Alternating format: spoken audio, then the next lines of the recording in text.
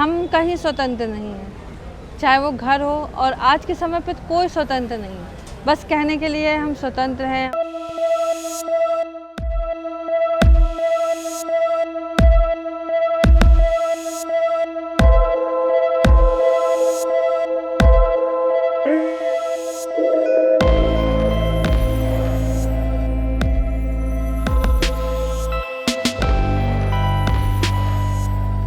मेरा नाम रूपाली है और मैं गाजीपुर से बिलोंग करती हूँ। अटैक से पहले एक अभिनेत्री थी और मुझे बहुत शौक़ था मूवीज़ में काम करना, अपने पैरों पे खड़े होने का, क्योंकि मेरा बचपन से ही मतलब शौक़ था मैं टीवी पे आऊँ, माँ बाप का नाम रोशन करूँ और आगे बढ़ूँ।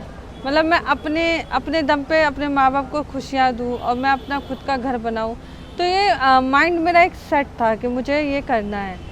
तो कई हद तक मेरे सपने पूरे भी हुए और मैंने भोजपुरी इंडस्ट्री में काम भी किया है और एल्बम वगैरह शूटिंग मैंने की है। और मेरे ऊपर जब एसिड अटैक हुआ तो शूटिंग सेट पे ही हुआ। मुझे नहीं पता मेरा अटैकर कौन है, कैसा दिखता है, लड़का है या लड़की है, मुझे कुछ भी नहीं पता है। वो आज भी खुलेआम घूम रहा है और आज भी वो उसी तरीके से लाइफ जी रहा है जैसे वो जी सकता है। आज भी उसको कोई सज़ा नहीं मिली है। और मेरे ऊपर एसिड अटैक रात में सोते समय हुआ था 28 जुलाई को। मेरे इसी 28 जुलाई को मेरे अटैक को 7 साल हो चुके हैं और 7 साल तक मैं ये दर्द को झेल रही हूँ। शायद मुझे लगता है मैं जीवन भर इस दर्द को झेलूँगी, क्योंकि एक होता है कि अगर हमारे बॉडी में कहीं भी किसी पार्ट पे डला होता है तो मुझे इतना अफसोस नहीं होता। उसने पूरा मेरा चेहरा ही ख़राब कर दिया है। लोग कहते हैं जब एसिड पड़ता है तो बॉडी तुरंत जलना स्टार्ट कर देती है, लेकिन मेरे ऊपर जब एसिड पड़ा तो मुझे एकदम नहीं पता था, बस ये हल्की सी जलन हो रही थी। लेकिन उसके बाद जैसे ही मेरी बॉडी में पानी डाला गया, मेरी बॉडी और बंद होने लगी और तब मुझे पता चला हाँ मेरे शरीर में कुछ हलचल हो रही है। मैं 3 दिन तक उस एसिड को दर्द में झेल रही थी। उस समय डॉक्टरों की भी इतनी हेल्प नहीं थी मेरे लिए और उनको भी नहीं पता था कैसे क्या क्या करना चाहिए था। मेरी सांसें रुकने लगी और फिर डॉक्टर ने कह दिया कि इसकी बचने की कोई उम्मीद नहीं है, इसको जहाँ ले जाना ले जाओ। मतलब ऐसा था कि मैं बोलना चाह रही थी, बोल नहीं पा रही थी, आँख खोलना चाह रही थी, खोल नहीं पा रही थी। ऐसा लग रहा था सारी चीज़ें ब्लर दिखाई दे रही है। स्किन की जो भी परतें हैं वो एकदम ऐसे मिल्ड की तरह निकल रही थी, जैसे लगता है चॉकलेट जैसे मिल्ड हो रहा था। वैसे मैंने पहली बार अपने फेस को इतना ब्लैक देखा था। एसिड पड़ने के बाद मेरा फेस पूरा ब्लैक हो चुका था और मुझे बिल्कुल पता नहीं था कि ऐसा लग रहा था जैसे आलू के छिलके की तरह मेरी चमड़ी निकल रही है। तो इतना दर्द था और मैं मम्मी से कहती थी मम्मी मुझे मार डालो, मुझे जहर की सुई लगवा दो, मुझे दर्द नहीं बर्दाश्त हो रहा है। क्योंकि हम कहते हैं ना कि पानी हमें जीने का राह देती है, हवा हमें सांस लेने की शक्ति देती है, लेकिन वो दोनों चीज़ें मेरे लिए उस समय मौत के मुंह की तरह था। क्योंकि जब मेरे बॉडी पे पानी डाला जाता था तो ऐसा लगता था जैसे मिर्ची डाल दी है किसी ने बॉडी पे, और जब हवा में मुझे रखा जाता तो पूरी बॉडी मेरी जलने लगती थी। ऐसा लग रहा था कि जैसे अभी अभी मैं जली हुई हूँ। तो इतना ज़्यादा पेनफुल मुझे होता था। उसके बाद वहाँ पे 3 दिन तक मैंने कैसे भी संघर्ष किया। अगर मैं बलिया में होती तो शायद मैं मर गई होती। मुझे लगता है कि अगर मुझे सही टाइम पर मुझे इलाज मिल जाता तो शायद मैं अपनी आँखें ना खोती, मेरी आंखें सही होती और मैं शायद अच्छे से दुनिया को देख सकती। मैं वो काम कर सकती जो मैं पहली तरह कर सकती थी।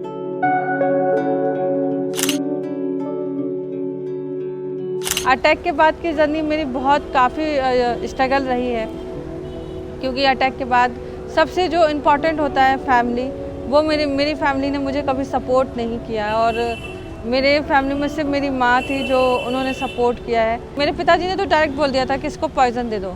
मेरे लिए वो बहुत ज़्यादा शॉक्ड था कि मेरे खुद के पिता ने मेरा सपोर्ट नहीं कर रहे हैं। उनका यही कहना था कि जल गई है, किसी लायक नहीं है, इसको मतलब जहर की सुई लगवा दो। डॉक्टर से उन्होंने डायरेक्ट बोल दिया था। तो डॉक्टर ने बोला कि तुम कैसे बाप हो कि मतलब इस समय तुमको बेटी की उसको तुम्हारी बहुत ज़रूरत है और तुम उसका साथ छोड़ रहे हो।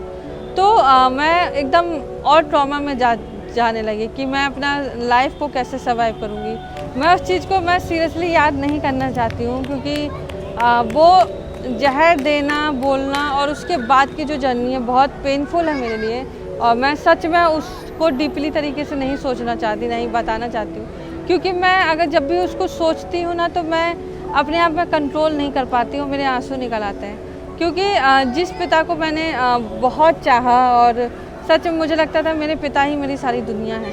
और मतलब होता है कि जो घर की बड़ी बेटी होती है उसका जो शान और आन और बान होते हैं उसके पिता होते हैं। तो मैं यही सोचती थी कि मतलब जो पिता मुझे, जिसने उंगली पकड़ के चलना सिखाया, जिसने मुझे अच्छे बुरा की पहचान बताई, आज वही पिता मुझे एकदम से कह रहा है कि इसको जहर दे दो।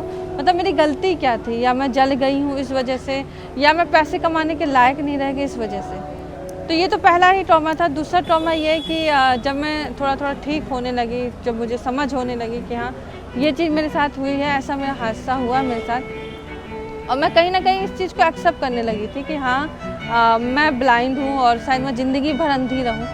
तो उसके बाद क्या हुआ कि मेरे पिता ने फिर एक मुझे सदमा दिया, मुझे ब्लड देने के लिए मना कर दिया कि मैं ब्लड नहीं दूँगा। ये दूसरा सदमा था मेरे लिए। और मतलब मैं, डॉक्टर ने साफ बोल दिया था कि अगर इसको ब्लड नहीं मिलेगा तो बच नहीं पाएगी। वो मेरे लिए सबसे बड़ा दुख था। और मतलब उसके बाद मैं बेड पे पड़ी रही, मेरा ब्लड बहुत ज़्यादा निकलता रहा। और फिर उसके बाद जो कहते हैं ना कि ठीक है पिता तो नहीं थे, लेकिन मेरे जो डॉक्टर थे उन्होंने पिता का रोल निभाया उस जगह पे।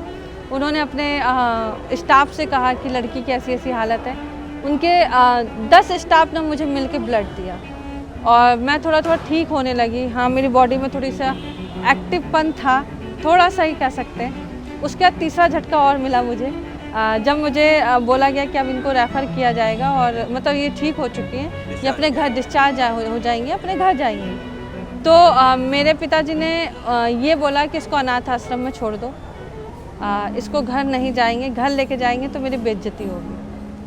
ये तो ठीक था, लेकिन लास्ट में जब हम स्टेशन पे पहुंचते हैं, मैंने जिद की नहीं कि मुझे घर जाना है। मैं किसी तरीके में जो प्यार मुझे शायद घर में मिलेगा वो अनाथ आश्रम में, मैंने ये भी स्वीकार कर लिया। ठीक है, अनाथ आश्रम में रहूँगी, शायद मेरे जैसी लड़कियाँ हों वहाँ पे जो मुझे एक्सेप्ट करें, मुझे प्यार दें।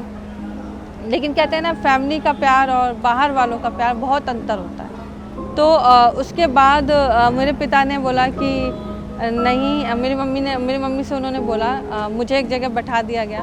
उनको पता है कि मेरी बेटी देख नहीं सकती, और जो इंसान बचपन से ब्लाइंड होता है तो शायद उसके लिए आसान होता है रास्ता पार करना, लेकिन मेरे लिए आसान नहीं था क्योंकि मैं सिर्फ 3 महीने में ब्लाइंड हुई थी। और उसके बाद मेरे पिता ने बोला कि इसको यहीं छोड़ दो, जब तक ये ज़िंदा रह सकती रहेगी, नहीं तो ट्रेन के नीचे आके कट के मर जाएगी। ये मेरे लिए चौथा ट्रॉमा था। और बहुत ही ज़्यादा, इतना ज़्यादा वो ट्रॉमा हो चुका था, बैक टू बैक हर एक चीज़ नेगेटिव मेरे सामने आने लगी। और मैं अपने आप को, मैंने फाइनली सोच लिया था अब ख़त्म कर दूँ, क्योंकि इस ज़िंदगी से जीने का फ़ायदा क्या है कि मेरी माँ को भी वही दिक्कत झेलनी पड़ रही है मेरी वजह से। मेरे पिता मुझे समझ नहीं रहे हैं, मेरे घर वाले मेरे पास नहीं आ रहे हैं। तो मैंने सोचा था कि मैं मर जाऊंगी, और कहीं हद तक मैंने छत से कूदने की भी कोशिश की, लेकिन घर में बहुत मुश्किल से गई थी, लड़ाई झगड़ा करके। जब मैं घर गई तो मुझे घर से बाहर ही रख दिया गया, घर के अंदर घुसने नहीं दिया गया मुझे और मेरी मम्मी को।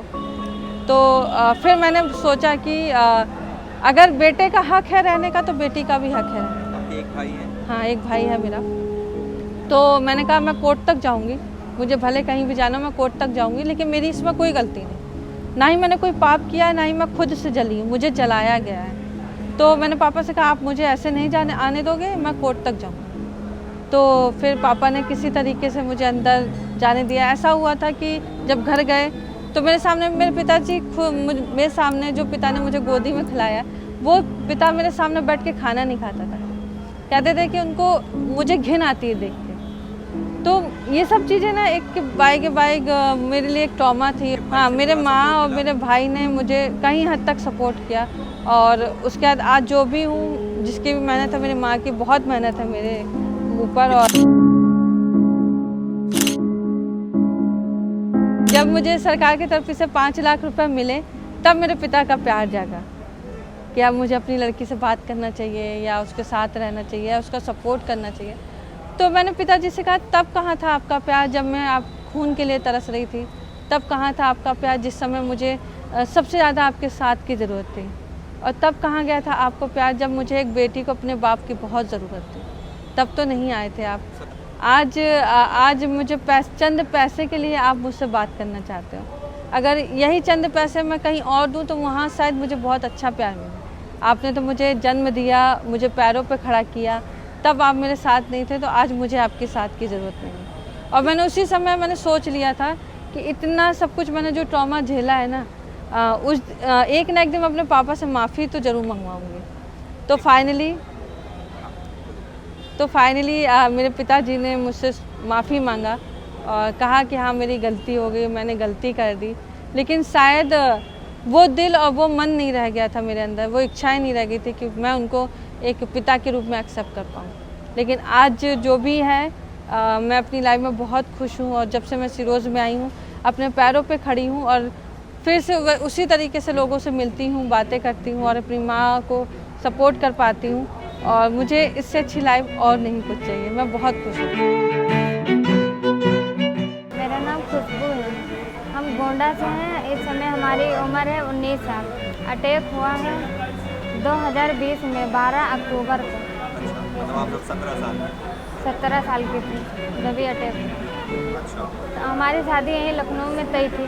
शादी होने वाली थी, 5 दिन शादी रह गई थी होने की, तभी अटैक हुआ हमारे साथ। तो आप गोंडा से यहाँ पर क्यों आ गई? हमको ये सब पता भी नहीं था। हमको जब हमारे ऊपर अटैक हुआ है तो हमको अंशु दीदी हमको गई वहाँ गोंडा से लेकर आई हैं। फिर यहाँ हमारा लखनऊ में इलाज करवाई हैं, फिर हमको यहाँ लेकर आई हैं, तो हमको पता चला। कभी ऐसा हमने नहीं देखा था जो अभी झेल रहे हैं। अभी तक अभी हम झेल रहे हैं। इतने हमारे शरीर में दर्द होता है, क्या बताएं सर। भी दर्द होता है? जी अभी भी होता है हमारे। एक हमारा आँख भी चली गई है। क्या लगता है आपकी गलती क्या थी? वही तो हम सोच रहे हैं हमारी गलती क्या थी जो हमारे ऊपर अटैक किया। अब यहाँ पे आज़ादी तो मिल ही रहा है सर। यहाँ पर? जी बहुत अच्छे से रह रहे हैं यहाँ पे। हम सोचते थे घर पे हैं ऐसे हम ही हैं केवल। अब यहाँ पे आए सब लोग को देखें। पहले तो हम दुपट्टा बांध के चलते थे, मुँह नहीं खोलते थे। क्या करें, मेरा फेस गंदा हो गया तो क्या करें, इसीलिए हम नहीं खोल के चलते। जब से यहाँ हम रहने लगे तब से मुंह खोल के घर चले जाते हैं ऐसे। जब यहाँ पे आके काम करने लगे फिर हमको मिला, बहुत अच्छा से यहाँ पे लगा। उससे पहले क्या लगता था कि आप बाहर जाना भी गुनाह है क्या? जी बाहर जाएंगे सब लोग देखेंगे तो क्या बोलेंगे, वो लड़की को देखो कैसी लड़की है, इसीलिए हम कहीं भी नहीं जाते थे, घर ही में रहते थे। हम कहीं स्वतंत्र नहीं हैं, चाहे वो घर हो। और आज के समय पे तो कोई स्वतंत्र नहीं है। बस कहने के लिए हम स्वतंत्र हैं, हम कमा रहे हैं, लेकिन आज भी चाहे वो लड़का हो चाहे लड़की हो, आज भी वो कहीं ना कहीं अगर जॉब कर रहे हैं तो उनको घर वालों को बताना पड़ता है कि हम इतना कमाते हैं, इतना नहीं कमाते। हम खुद के अपने पैसे अपने ऊपर अपने हिसाब से नहीं खर्च कर सकते। आज भी चाहे वो हमारे घर की बेटी हो चाहे बहू हो, उनको खुद को अपनी एक आज़ादी नहीं है। हम कैसे कह सकते हैं कि हमारा देश स्वतंत्र है? आज हमारी रात में बेटियां निकलती हैं तो उनको इतना डर लगता है कि कहीं उनके साथ कुछ गलत ना हो जाए। आप ही सोचिए 2.5 साल की लड़कियों के जब रेप हो सकते हैं तो हम लोग तो इतने बड़े हैं, हम लोग का क्या आज भी हमें जो अपने घर से ही एक सीख लेनी चाहिए। हमें अपने घर से ही स्वतंत्रता का पहले आभास दिखाना चाहिए कि हाँ हमारे घर की लड़की बहन बेटियां भी स्वतंत्र हैं, वो अपना डिसीजन खुद से भी ले सकती हैं। आज देखिए अगर हम शादी करके लाते हैं तो अपनी बहू हो चाहे बीवी हो उसको कहते हैं पल्लू में रहो। क्यों हम लड़के को क्यों नहीं कह सकते कि पल्लू में रहो? सबसे पहला क्राइम तो लड़कों से ही स्टार्ट होता है, बाद में लड़कियों से स्टार्ट होता है। अगर हम कहते हैं कि मेरा भाई बहुत अच्छा है, मैं कैसे कह दूँ मेरा भाई बहुत अच्छा है? शायद वो घर से बाहर निकलता होगा, किसी की बहन बेटियों को छेड़ता होगा। सबसे पहले हमें स्टार्टिंग अपने घर से करनी है, अपने घर के बेटों को संभालना है, फिर दूसरों के बेटा बेटियों पे उंगली उठाना है। क्योंकि जब हम अपने घर के लोगों को सही नहीं कर सकते तो हम समाज